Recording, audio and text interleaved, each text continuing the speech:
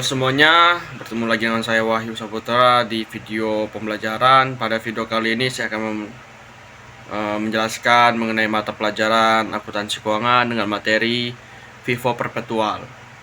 Berikut videonya.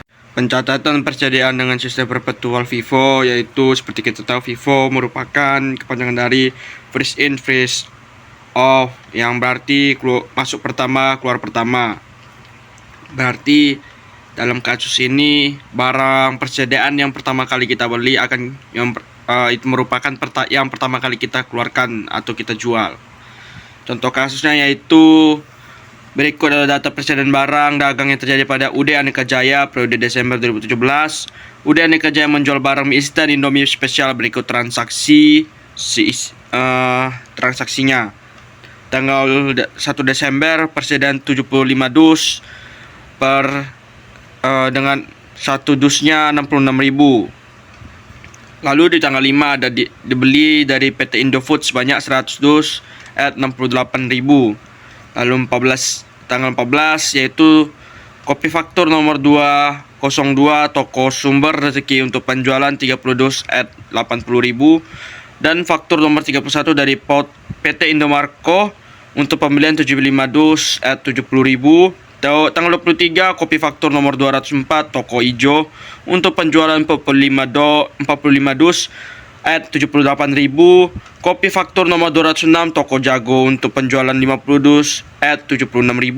Dan tanggal 29 yaitu tanggal terakhir kopi faktur nomor 208 toko Sumber Rezeki untuk penjualan 40 dus at 78.000. Lalu cara pengerjaannya yaitu seperti ini.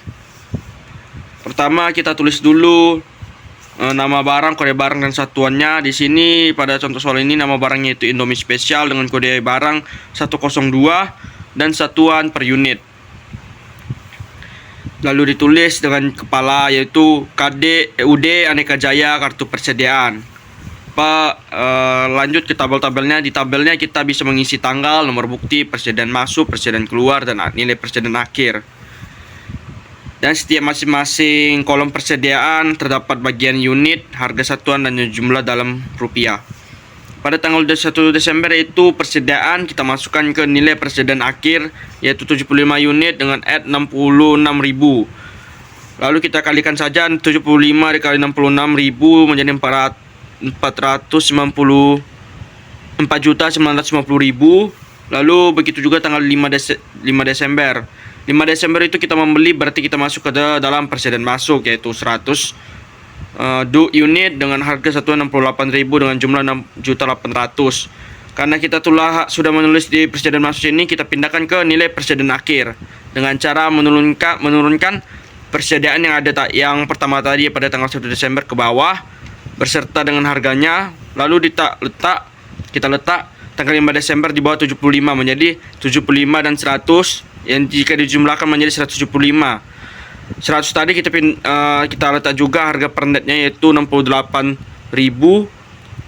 dan jumlahnya itu 6.800. Jumlahnya kita totalkan jadi 4.950.000 ditambah 6.800 menjadi 11.750.000. Begitu. Lalu di bagian 14 Desember kita melakukan penjualan yang dengan nomor bukti kopi faktur 202 dengan kita letak kalau dia penjualan kita letak di persediaan keluar. Ingat, persediaan keluar itu jika kita letak di bagian kartu persediaan, harga satuan yang kita gunakan itu adalah harga persediaan yang pertama. Yang berarti jika unitnya 30, maka kita ambil 30 unit pertama yaitu 70 dari 75. Yang berarti 75 dikurang 30, kita ambil 30 menjadi hasilnya 45. Oleh sebab itu di persediaan keluar kita tulis unit yang dijual 30 dengan harga 66.000. Kenapa 65.000? Sesuai yang saya bilang tadi, karena barang yang pertama kali masuk itu barang yang pertama kali keluar, dan pertama kali masuk itu harganya 66.000. Berarti 30 unit dikali 66.000 yang hasilnya itu 1.980.000. Lalu kita berbeda dengan yang pembelian tadi, kita di sini tidak letakkan, malah kita kurang. Jadi 75 kurang 30 menjadi 45 unit tersisa untuk persediaan pertama. yang menjadi 45 ditambah 100 menjadi 145 untuk persediaan akhir. Lalu kita kurang juga di bagian jumlahnya, yaitu 45 dikali 66.000 menjadi 2.970.000 dengan harga lalu kita tambah 6.800.000 dengan harga satuan akhir 9.770.000. Begitu juga dengan tanggal 20, 23, 26, 29. Jika kita sudah sudah memasuki semua angkanya, lalu kita tinggal jumlahkan dari di nilai persediaan totalnya.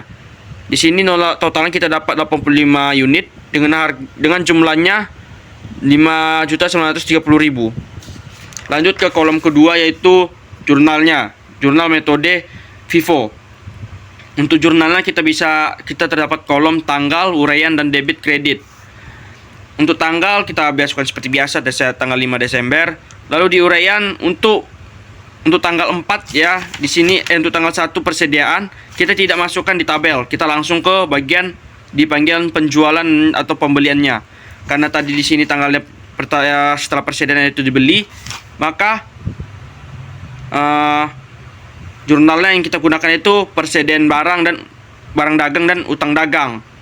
Persediaan barang dagang pada utang dagang dengan harga 6.800.000 dan di debit dan 6.800.000 juga di kredit. Lalu di tanggal 14 kita terjadi pembelian. Kalau untuk pembelian kita gunakan dua jurnal. Dua pasang jurnal. Jurnal pertama yaitu piutang dagang pada penjualan dengan jumlah 2.400.000. Dari mana dapat 2.400.000? Kita dapat dari soalnya.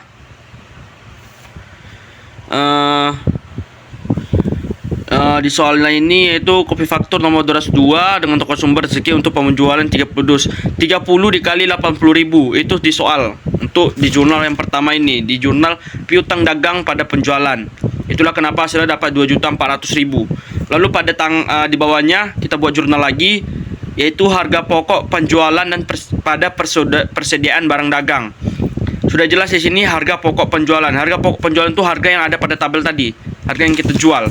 Dan harga yang kita jual itu yaitu 30.000 dikali 30 unit dikali 66.000 dengan harga 1.980.000. Itulah kenapa di sini ada 1.980.000. Kita buat sampai ke bawah. Lalu kita akan menotalkan semuanya, yaitu di bagian debit dan kredit. Di bagian debit kita mendapatkan 35.950.000 dan di bagian kredit juga 35.950.000. Sesuai dengan namanya jurnal, harus balance. Sekian yang bisa saya sampaikan di video kali ini.